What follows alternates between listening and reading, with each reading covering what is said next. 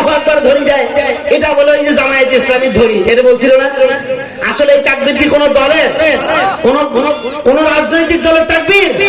এটা পুরোপুরি আল্লাহ রাব্বুল আলামিনের তাকবীর।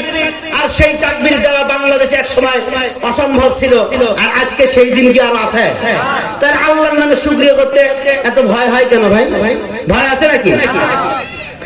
আল্লাহ আমারে প্রভু নেহি নেহি নেহি ভাই, ঠিক কি না? আল্লাহ আমাদের প্রভু, আর ভয় আছে নাকি? আল্লাহ আমারে প্রভু নাহি নাহি নাহি ভাই, আমার কিসের শঙ্কা, কুরআন আমার ডঙ্কা, ইসলাম আমার ধর্ম, মুসলিম আমার পরিচয়, ঠিক না? ঠিক না মুসলমান? তাহলে আমি যদি মুসলমান হয়ে থাকি, আমি যদি আমার ধর্ম যদি ইসলাম হয়ে থাকে, আমার প্রভু যদি স্বয়ং আল্লাহ হয়ে থাকে, এই জমিনে কাউকে ভয় করার সুযোগ আছে? কাউকে ভয় করার টাইম আছে? ভয় করবো শুধুমাত্র কাকে? কোন বাতিল শক্তিকে ভয় কোন মুসলমান করতে পারে? কখনো করতে পারে না মুসলমান। এতদিন আমরা ভয় করেছি র্যাবকে, পুলিশকে, সিজাকে, কোবরাকে, অনেক বাহিনীকে ভয় করেছি। আমরা যারা আল্লাহকে বাদ দিয়ে অন্য কোনো মানুষকে, কোন বাতিলকে ভয় করব, সেই মুসলমান দাবি করার কোনো অধিকার নাই। কথা বলেন ঠিক কিনা? কারণ মুসলমান জাতি কোনো ভীতু ভয় করার জাতি নয়, সে ভীতু জাতি নয়। মুসলমান হচ্ছে এই পৃথিবীর জমিনে সবচেয়ে বড় বীরের জাতি। কথা বলেন ঠিক কিনা? সম্মানিত ভাইরা আমার, সেজন্য আল্লাহর নামে শুকরিয়া করতে কি কোনো কার্পণ্য আছে? কোনো ভয় আছে?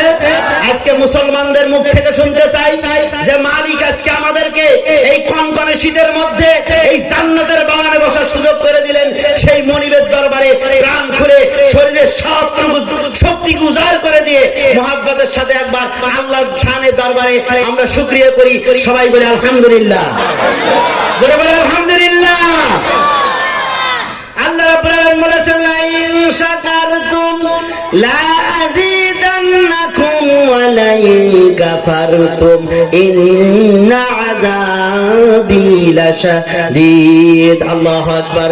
আল্লাহ রাব্বুল আলামিন বলেছেন, লা ইন শাকারতুম লা আযীদান্নাকুম, ও বান্দা যদি তোমরা আমার বেশি বেশি শুকরিয়া করো, পৃথিবীতে এত নিয়ামত দিলাম, এই নিয়ামতগুলোর যদি বেশি বেশি শুকরিয়া করো, লাযিদান্নাকুম, তাহলে সেই নিয়ামতগুলো আমি আল্লাহ তোমাদের জন্য বেশি বেশি করে বাড়িয়ে দিব। বলেন সুবহানাল্লাহ। আমরা নিয়ামতগুলো বেশি বেশি বাড়াতে চাই, সবাই চাই তো? তাহলে শুকরিয়া বেশি করার দরকার আছে কিনা? আল্লাহ রাব্বুল আলামিন বলেছেন, ওয়ালা ইন কাফারতুম, যদি কেউ আল্লাহর শুকরিয়া না করে, আল্লাহর শুকরিয়া থেকে যদি বিরত থাকে, ইন্না আযাবি লাশাদীদ, আল্লাহ রাব্বুল আলামিন বলেছেন তার জন্য কঠিনতম শাস্তি রয়েছে। বলেন নাউযুবিল্লাহ। সম্মানিত হাজিরিন, তাহলে আমরা আল্লাহর নিয়ামতের শুকরিয়া করে আমরা আমাদের নিয়ামতগুলোকে বাড়িয়ে নিতে চাই, ঠিক কিনা? তাহলে আরেকবার শুকরিয়া করি, বলি আলহামদুলিল্লাহ, জোরে বলি আলহামদুলিল্লাহ। সম্মানিত হাজিরিন, এরপর দরুদ ও সালাম সেই বিশ্ব নবীর দরবারে প্রায় ৬৫০০ মাইল দূরে মদিনাতুল মুনাওয়ারায় শুয়ে আছেন, যিনি এই পৃথিবীতে বেঁচে থাকতে তিনি শুধুমাত্র একমাত্র টেনশন করেছেন, চিন্তা করেছেন তার এই গুনাহগার উম্মতের জন্য, ঠিক কিনা?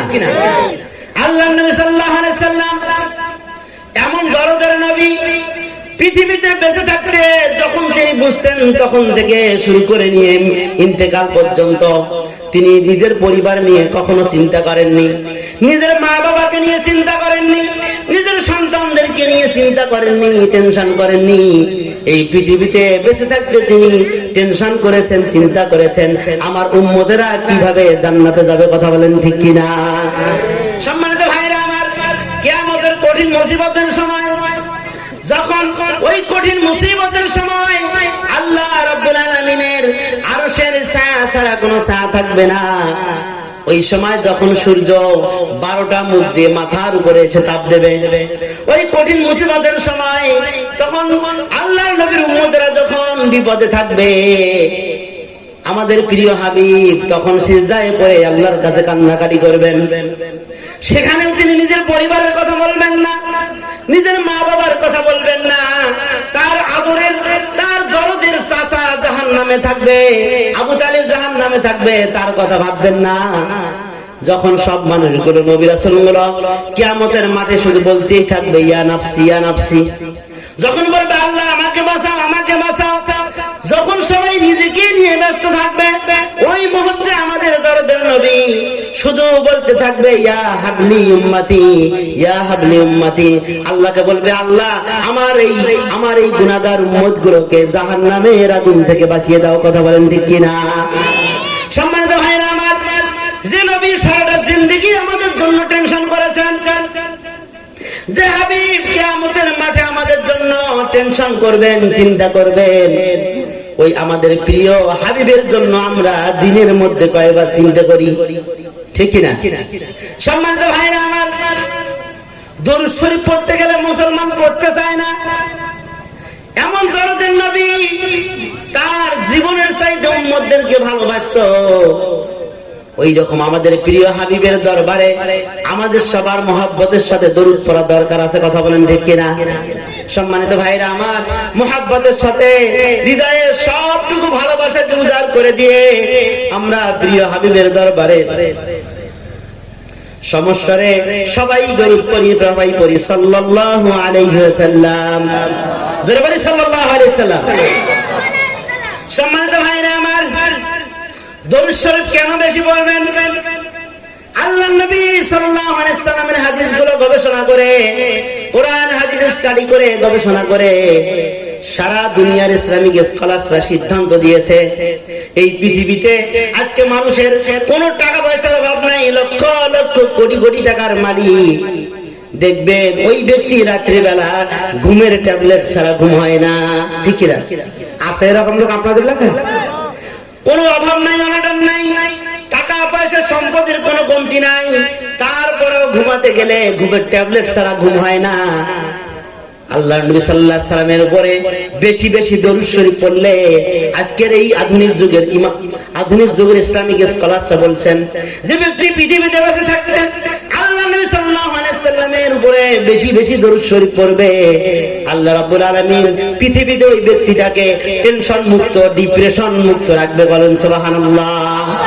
তাহলে আমরা টেনশন মুক্ত থাকতে চাই, আমরা টেনশন মুক্ত থাকতে, তাহলে বেশি বেশি করে আল্লাহর নবী সাল্লাল্লাহু আলাইহি সাল্লামের শানে দরুদ পড়তে হবে। সেজন্য আরেকবার মহব্বতের সাথে দরুদ পড়ি, সকলে পড়ি সাল্লাল্লাহু আলাইহি সাল্লাম। জোরে পড়ি সাল্লাল্লাহু আলাইহি সাল্লাম।